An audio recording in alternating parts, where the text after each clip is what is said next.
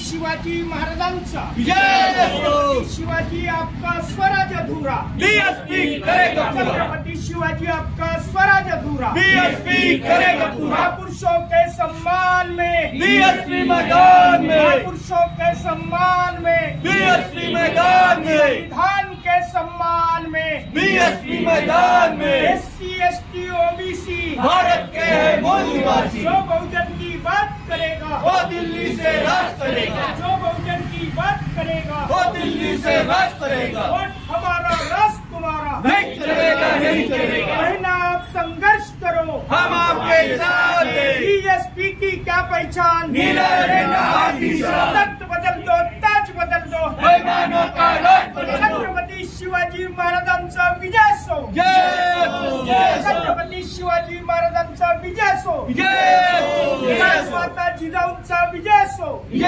हो, जय हो। राजमाता जिजाऊंचा विजय सो जय हो, डॉक्टर बाबासाहेब आंबेडकरांचा विजय सो जय हो, जय हो। ज्योतिबा फुल्यांचा विजय सो जय हो, राजर्षी छत्रपती शाहू महाराजांचा विजय सो जय हो, जय हो। कांशीराम साहेबांचा विजय सो जय हो, जय हो। बहना आप संघर्ष करो हम आपके साथ जो हैं। बहुजन की बात करेगा वो दिल्ली से राज करेगा। वोट हमारा राष्ट्र तुम्हारा नहीं चलेगा, नहीं चलेगा। छत्रपती शिवाजी महाराजांचा विजय सो जय हो, जय हो। छत्रपती शिवाजी महाराजांचा विजय सो जय हो, जय हो।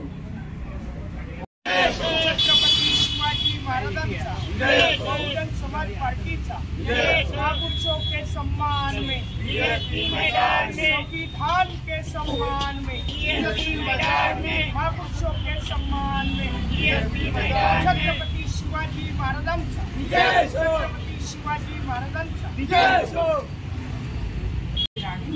आणि त्या पोटी संभाजी महाराज जन्माला आले आणि ते अडीच वर्षाचे असताना त्यांची साईबाई मरण पावली किंवा 2 मुली आणि मुलगा होता. तर असं जे 8 राण्या होत्या. त्याच्यानंतर त्यांची 7 राणी म्हणजे जिजाबाईंनी आपल्या भावाचा मुलगा शिवाजीला करून दिलं म्हटल्यानंतर शहाजीराजाची दुसरी बाई कर्नाटकातली होती. तिने शिवाजीला इकडे बोलवून आपल्या भावाची मुलगी सोयराबाई ही तिला म्हणजे लग्न करून दिलं. शिवाजी महाराज सेकंड बाई होती, वाईफ होती, म्हणजे बायको होती ती सोयराबाई. आणि ती फार म्हणजे महत्वाकांक्षी होती आणि तिनेच शेवटी शिवाजी महाराजांना भर देऊन मारण्यामध्ये तिचा खूप मोठा हात होता. त्याच्यामध्ये त्यांच्या शिवाजी महाराजांच्या या मंत्रिमंडळामध्ये ज्या पेशवा होता त्याच्यामध्ये 3 जण होते. पंत वगैरे अण्णाजी दत्तो अशा नावाची 3 माणसं होते. त्या लोकांनी तिला प्रोत्साहित केलं.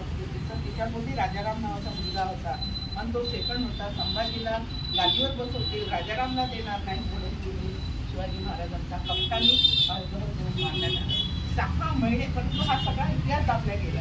6 महिनेपर्यंत शिवाजी महाराज गेलेत.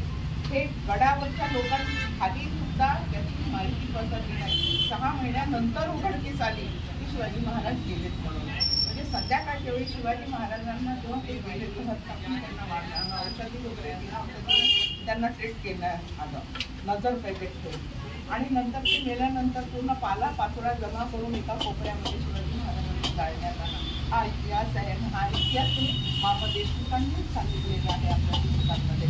आम्ही बाबासाहेब पुरंदरेचा इतिहास असाही काही भाषणाचा कार्यक्रम नाही, परंतु या कार्यालयात छत्रपती शिवाजी महाराजांची जयंती व्हावी आणि हे आपलं कार्यालय रेग्युलर आपल्या जे अभियान आहे काही उन्नत आहे महापुरुषांचं विचारांचं कार्य करणारं किंवा महापुरुषांना आठवण करणारं मान्यवर कांशीराम साहेबांनी जे आपल्याला अभियान दिलं महापुरुषांची जयंती आणि पुण्यतिथी त्या निमित्ताने करणं आणि त्यांचा विचार त्यांचं कार्य समाजापर्यंत कार्यकर्त्यापर्यंत पोहोचवणं हे जे अभियान होतं त्या अंतर्गत आपण या मान्यवर कांशीरामजींच्या नावानं असलेल्या या कार्यालयात आपण त्यांच्या शिवाजी महाराजांची जयंती करत आहोत.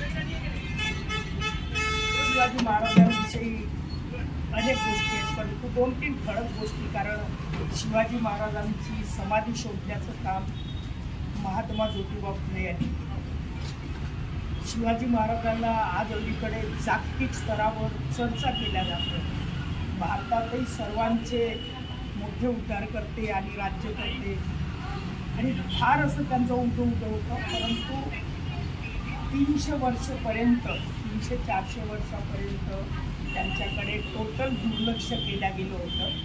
महात्मा फुलेंनी जर छत्रपती शिवाजी महाराजांची समाधी शोधली नसती तर कदाचित, आणि एवढंच नाही, समाधी शोधली आणि त्यांच्यावर फार मोठा एक पोवाडा लिहिला आणि तो पोवाडाही लागला. महात्मा फुलेंनी शोधलेली समाधी आणि तो पोवाडा, त्यातून शिवाजी पुढे आले.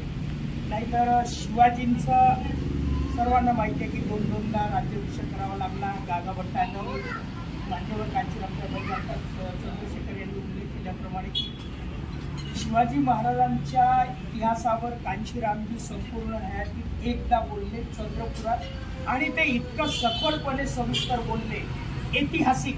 हे कांशीरामजींनी इतिहास पहिल्यांदा सांगितला की शिवाजी महाराजांना अंगठ्या, पायाच्या अंगठ्यांनी टिळा लावला असं अनेक लोक बोलायचे, परंतु एवढंच सांगायचे की असं लावला. कांशीरामजी त्याच्या पुढे ते बोलले की हा सर्व उल्लेख कुठे आहे तर गागाभट्टीत आहे. कारण गागाभट्टी कोणी लिहिली? ज्या गागाभट्टांनी यांचा राज्याभिषेक करण्याचं नाकारलं आणि त्यांना खूप पैसे दिले. मग तो कुठून जम्मू काश्मीर कुठून आणलं होतं त्याला? काशीवरून, काशीलाच वाराणसी म्हणतात. काशीवरून आणलेला याला लाच देऊन आणलं. तेव्हा त्यांनी मग पायाच्या अंगठ्याने केला आणि ब्राह्मणांनी त्यालाही विचारलं, त्याच्यावर बहिष्कार टाकला की तूने वो शूद्र का राजा का सम्मान कैसा किया, राज्याभिषेक कैसा किया, हो तो शूद्र था. तो म्हणाला मी राज्याभिषेक नाही केला, मी तर शेवटी ब्राह्मण ना, मी माझ्या धर्माचं पालन करीन ना, शूद्राला मी राजा कसा बनवीन?